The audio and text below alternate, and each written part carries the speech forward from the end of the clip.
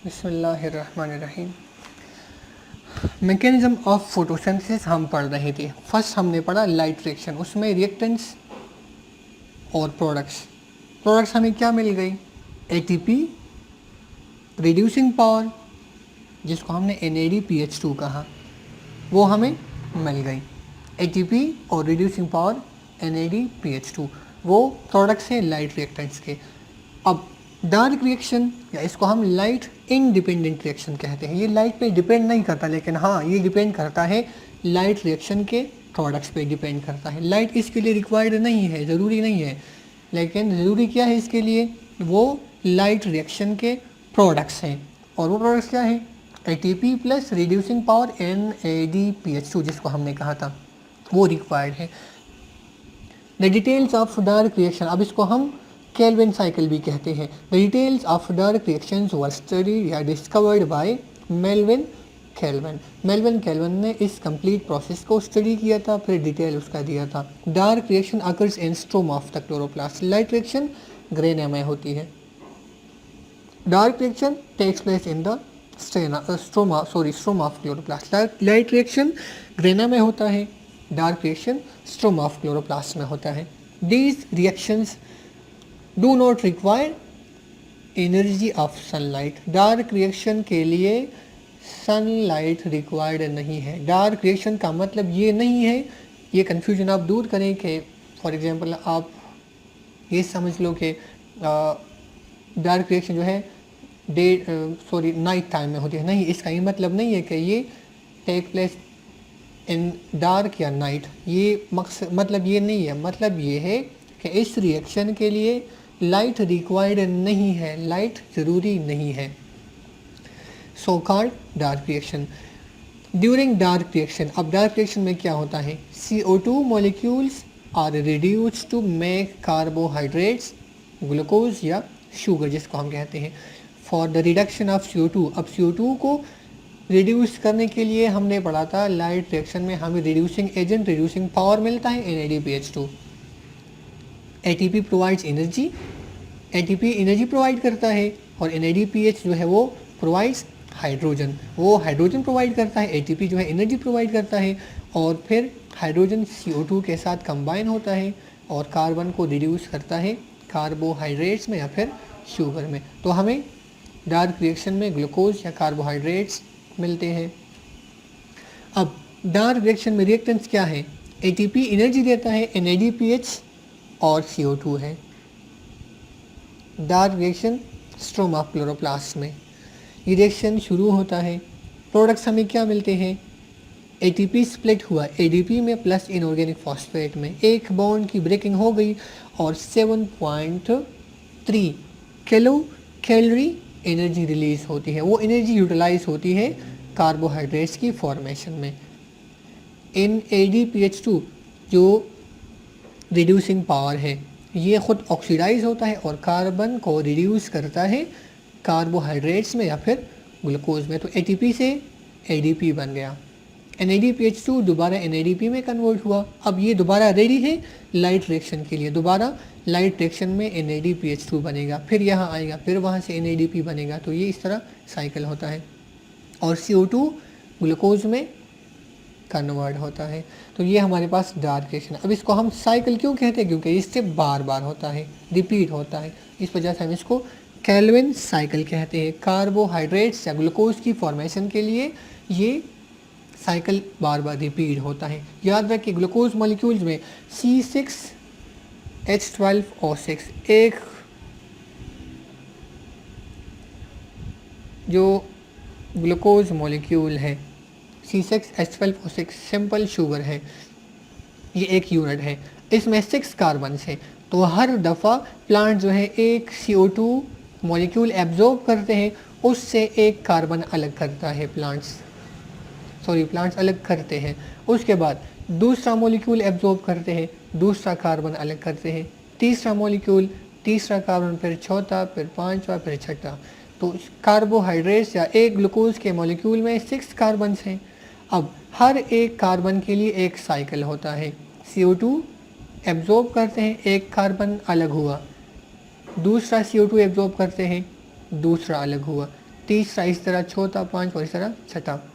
तो ये Calvin cycle इस वजह से हम इसको कहते हैं। और एक ग्लूकोज मॉलिक्यूल की फॉर्मेशन के लिए 6 कैल्विन साइकिल रिक्वायर्ड है, और हर एक साइकिल में एक कार्बन अलग होगा। तो इसी तरह 6 कार्बन कंबाइन होकर फिर C6 बनाते हैं। इस तरह H12 और O6 उसके साथ फिर बनते हैं, तो ग्लूकोज एक मॉलिक्यूल बन जाता है। इस वजह से हम इसको कैल्विन साइकिल कहते हैं, इसको हम डार्क रिएक्शन भी कहते हैं। अब कैल्विन साइकिल में क्या होता है, हमने पढ़ा कि दूसरा स्टेप क्या है मैकेनिज्म ऑफ फोटोसिंथेसिस में, डार्क रिएक्शन या लाइट इंडिपेंडेंट रिएक्शन। लाइट पे इन्हिसार नहीं करता बल्कि लाइट रिएक्शन के जो प्रोडक्ट्स हैं उस पे इन्हिसार करता है, या इसको हम कहते हैं Calvin cycle, because it was explained by Melvin Calvin. इस वजह से मुनासिबत उसके नाम से है कैल्विन साइकिल। अब कैल्विन साइकिल या डार्क रिएक्शन में क्या होता है, या लाइट इंडिपेंडेंट रिएक्शन में हम लिखते हैं बाय यूजिंग, क्या इस्तेमाल होता है, बाय यूजिंग दी कौन कौन सी चीज़ें, ATP and reducing power.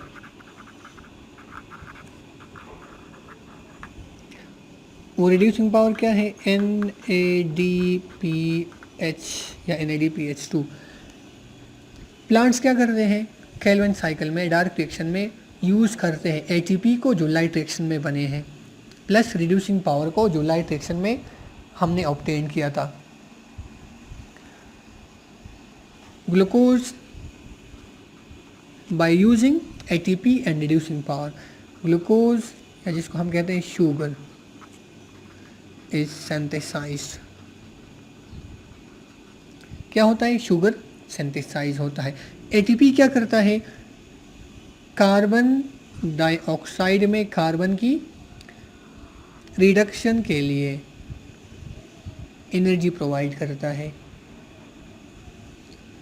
CO2 किस चीज़ में कन्वर्ट हुआ, C6H12 और 6 में।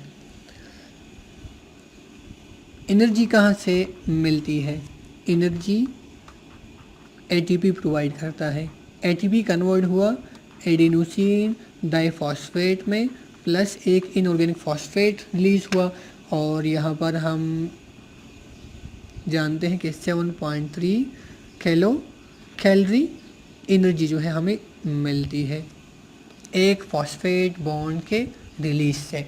तो ATP ADP में कन्वर्ट हुआ। यहाँ पर जो NADPH2 है वो किस चीज़ में कन्वर्ट होता है, यहाँ पर NADPH2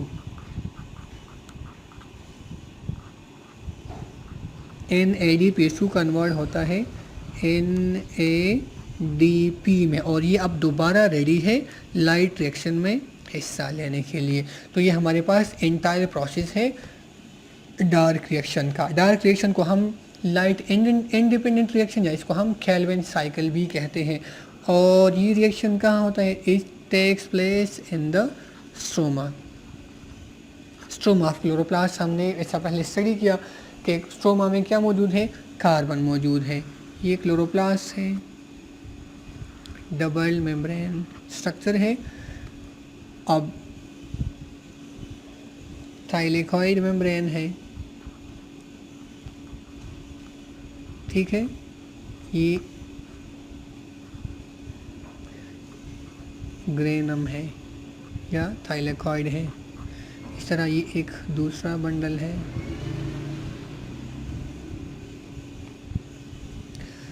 यहाँ पर ये स्ट्रोमा है।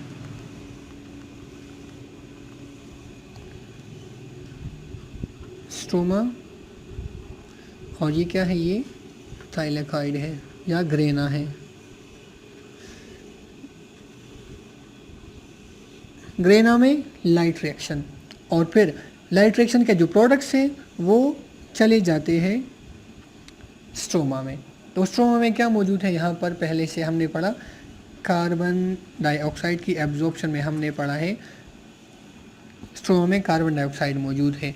तो कार्बन डाइऑक्साइड के साथ कौन, जो NADPH2 का जो हाइड्रोजन है, हाइड्रोजन वो कार्बन के साथ कंबाइन होता है और इस कार्बन को रिड्यूस करता है C6H12O6 कार्बोहाइड्रेट्स, मतलब एक ग्लूकोज यूनिट बन गया, इस तरह दूसरा बनता है, तीसरा बनता है। तो कार्बन डाइऑक्साइड रिड्यूस हुआ शुगर में या ग्लूकोज में और ATP एनर्जी प्रोवाइड करता है।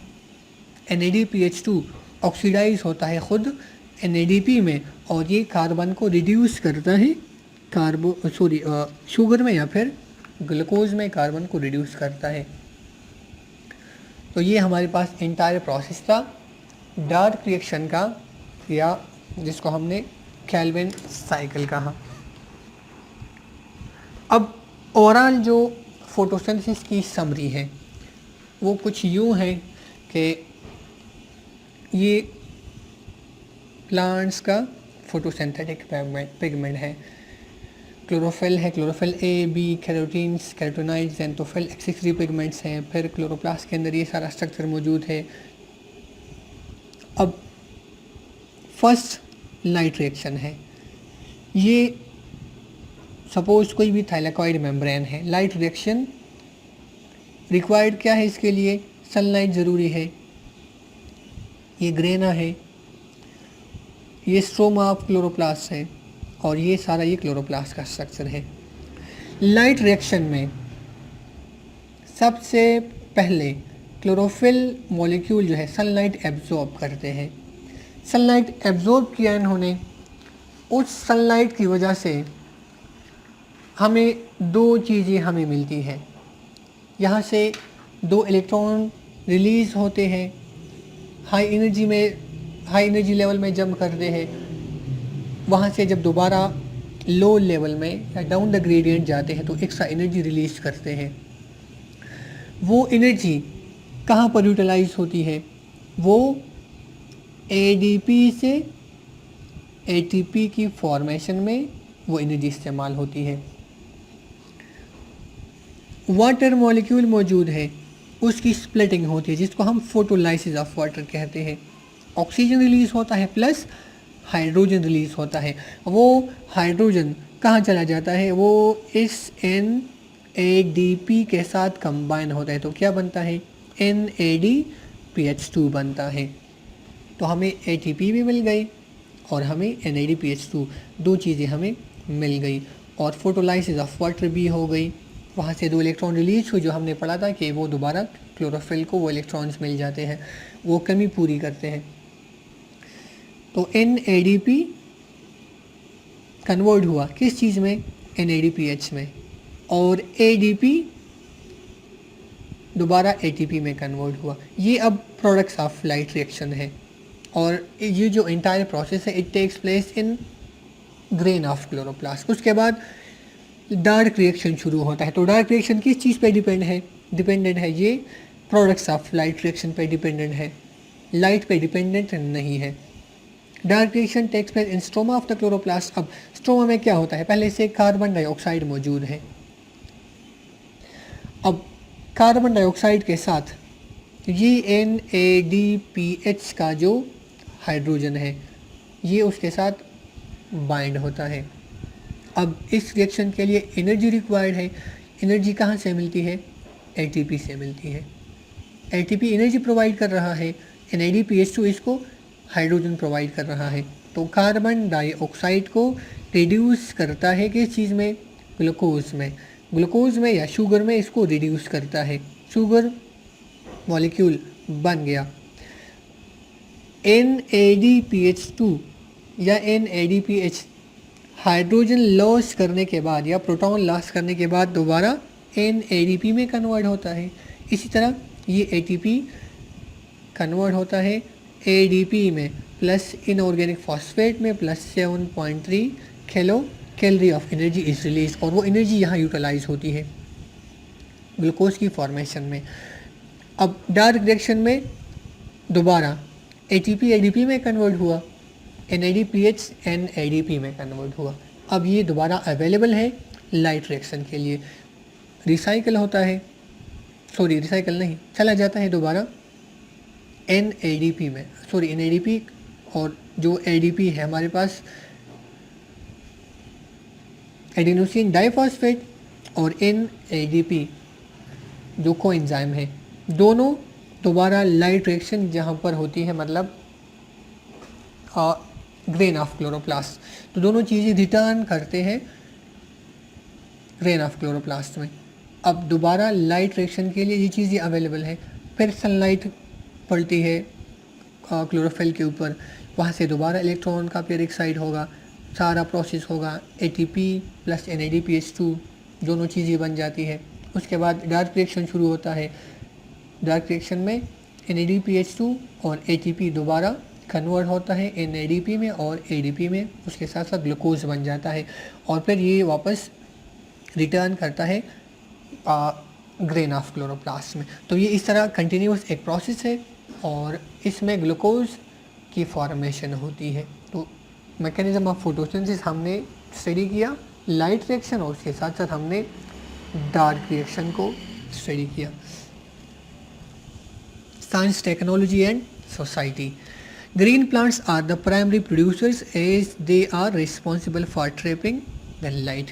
ग्रीन प्लांट्स क्या है? प्राइमरी, पहले, प्राइमरी का मतलब है फर्स्ट प्रोड्यूसर्स है, प्राइमरी प्रोड्यूसर्स है, मतलब वो खुराक तैयार करते हैं खुद, ग्रीन प्लांट्स है। They are responsible for trapping light, responsible है किस चीज़ के लिए? For trapping light, light absorb करने के लिए। क्यों रिस्पॉन्सिबल है? क्योंकि उनमें क्लोरोफिल, उनमें फोटोसिंथेटिक पिगमेंट्स मौजूद हैं जो कि रेड, इसी तरह ब्लू जो वेवलेंथ है मेनली, और उसके साथ साथ एडिशन जो वेवलेंथ ऑफ लाइट है वो एब्जॉर्ब करते हैं, तो क्लोरोफिल मौजूद है इनमें। अल्टीमेटली आखिरकार this energy then travels to all other organism. Plant जो है ग्लूकोज बनाते हैं, अब ग्लूकोज प्लांट्स यूटिलाइज करते हैं खुद, कुछ प्लांट जो है इसको कन्वर्ट करते हैं फैट्स में, कुछ इसको प्रोटीन्स में भी कन्वर्ट करते हैं, तो मुख्तलिफ चीज़ें बनती हैं। अब ये सारा जो प्रोसेस है इसमें एनर्जी बनती है, वो energy travels to all other organisms. फिर जो सेकेंडरी कंज्यूमर्स हैं, अब प्लांट जो है प्राइमरी प्रोड्यूसर्स है, उसके बाद कंज्यूमर आ जाते हैं, तो प्राइमरी कंज्यूमर, सेकेंडरी कंज्यूमर, इस तरह टर्शरी, तो प्लांट्स के ऊपर कंज्यूमर फीड करते हैं, तो अदर ऑर्गेनिज्म जो है वो प्लांट्स को खा जाते हैं, जैसे कि हर्बीवोर्स हैं जो ग्रास ईटिंग एनिमल्स हैं, वो इन प्लांट्स पे फीड करते हैं, प्लांट से एनर्जी उनकी बॉडी में चली गई, फिर उन एनिमल्स पे कुछ एनिमल जो हम खाते हैं या फिर और जो है एनिमल्स उनको खाते हैं, इसके साथ साथ एनर्जी उन एनिमल की बॉडी से अदर ऑर्गेनिज्म में चली गई, तो ultimately this energy then travels to all other organisms, फिर उनके ऊपर कोई और फीड करता है तो और ऑर्गेनिजम्स की बॉडी में एनर्जी चली गई। We can improve the light trapping by adopting strategies at the producer level. We can improve the light trapping, sunlight का ज़्यादा से ज़्यादा अगर इस्तेमाल होगी, प्लांट्स ज़्यादा लाइट एब्जॉर्ब या कैप्चर करेंगे, ट्रैप करेंगे, तो ज़्यादा वो ग्लूकोज वो बनाएंगे, ज़्यादा खुराक तैयार करेंगे और फिर ज़्यादा एनर्जी मिलेगी। तो we can improve the light trapping by adopting strategies. कौन सी strategies? At the producer level, ज़्यादा प्लांट्स उगाने से। और भी बहुत सारे फ़वाद हैं, लेकिन ज़्यादा लाइट कैप्चर होगा, ज़्यादा लाइट जो है कैप्चर ये करेंगे प्लांट्स, तो अल्टीमेटली हमें ज़्यादा एनर्जी फिर मिलेगी। तो जहाँ बहुत सारे और भी फ़ायदे हैं एटमॉस्फेयर में, वहाँ पर एक फ़ायदा ये भी है कि एनर्जी का जो डिमांड है वो इंक्रीज़, वो डे बाय डे इंक्रीज़ हो रहा है because of over population, organisms का नंबर इंक्रीज़ हो रहा है, तो उसके साथ साथ एनर्जी का डिमांड भी बढ़ता है। तो उस एनर्जी का डिमांड उसको ओवरकम करने के लिए, पूरा करने के लिए अगर हम ज़्यादा प्लांट्स उगाएं तो फिर हमें ज़्यादा एनर्जी मिलती है, ज़्यादा लाइट यूटिलाइज होगा। Evergreen plants and broad leaved plants could increase the absorption of light and could ultimately be the source of energy for the heterotrophs. अब स्ट्रेटजी क्या है कि हम एवरग्रीन प्लांट्स उगाएं जो सारा साल वो ग्रीन रहते हैं, सदाबहार जिसको हम कहते हैं एवरग्रीन प्लांट्स हैं। एंड ब्रॉड लीव्स प्लांट्स, ऐसे प्लांट्स जिनके लीव्स बड़े बड़े हैं तो वो ज़्यादा लाइट कैप्चर करेंगे, ज़्यादा वो ग्लूकोज या फिर अदर जो एनर्जी के जो चीज़ें हैं वो बनाएंगे। तो एवरग्रीन प्लांट्स हम उगाएंगे। And broad leaved plants could increase the absorption of light and could ultimately be the source of energy for the heterotrophs. तो ये स्ट्रेटजीज है जिसकी वजह से हम लाइट का जो कैप्चरिंग है, ट्रैपिंग है, वो हम इंक्रीज कर सकते हैं।